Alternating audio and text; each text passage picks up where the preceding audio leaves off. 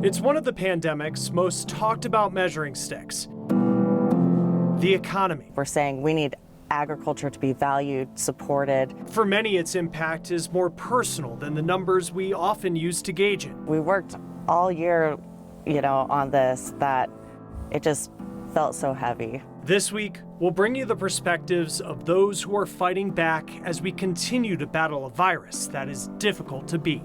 It's tougher this year, but we've had toughness. We've made it through it. That's what we do. How an economic recovery can be equal for everyone trying to make it through.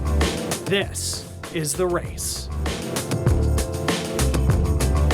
Welcome to The Race. I'm Chris Stewart. Many businesses are dealing with an issue that was hard to imagine when the pandemic first set in and so many people lost their jobs. Now businesses are hiring, but positions are proving difficult to fill. A business here in Philadelphia says an answer to that problem could lie in people who deserve another chance.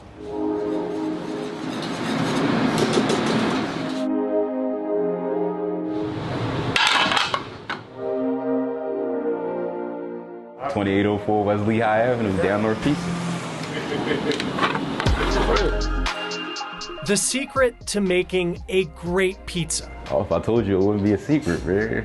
The answer can lie less in ingredients and more in those who know how to handle them. When you invest in the people, you get your largest return. Beyond quality food options, when Mohammed Abdul Hadi bought this building in 2015, North Philadelphia needed opportunity.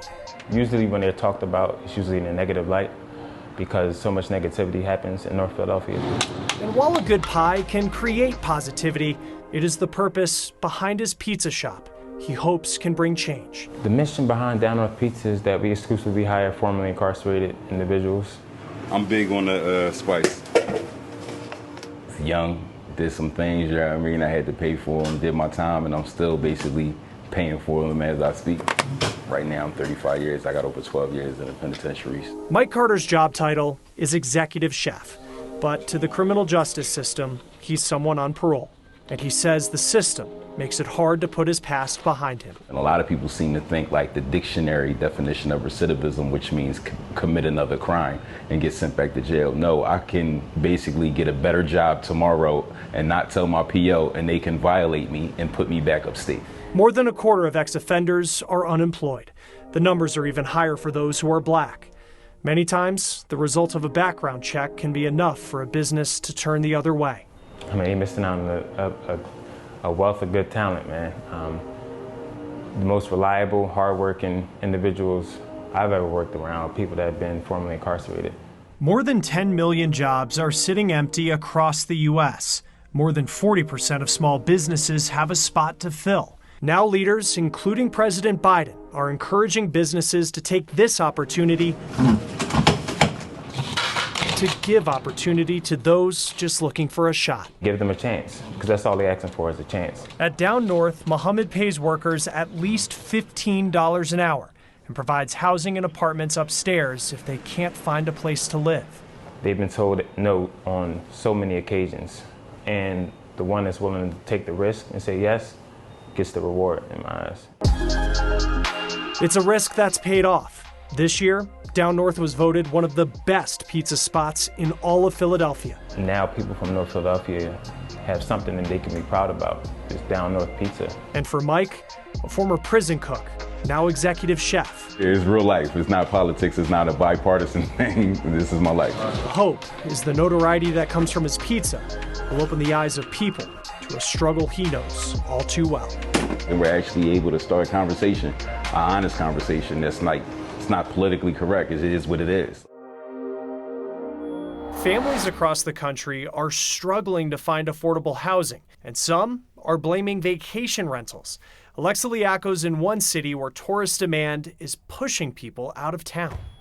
This has always been our home. A life close to nature brought Tiana and Justin Ibarra to this mountain town more than a decade ago. It's a gorgeous place. There's so many fun activities. It's a really beautiful community. We're a snowboard family. The couple now has a son.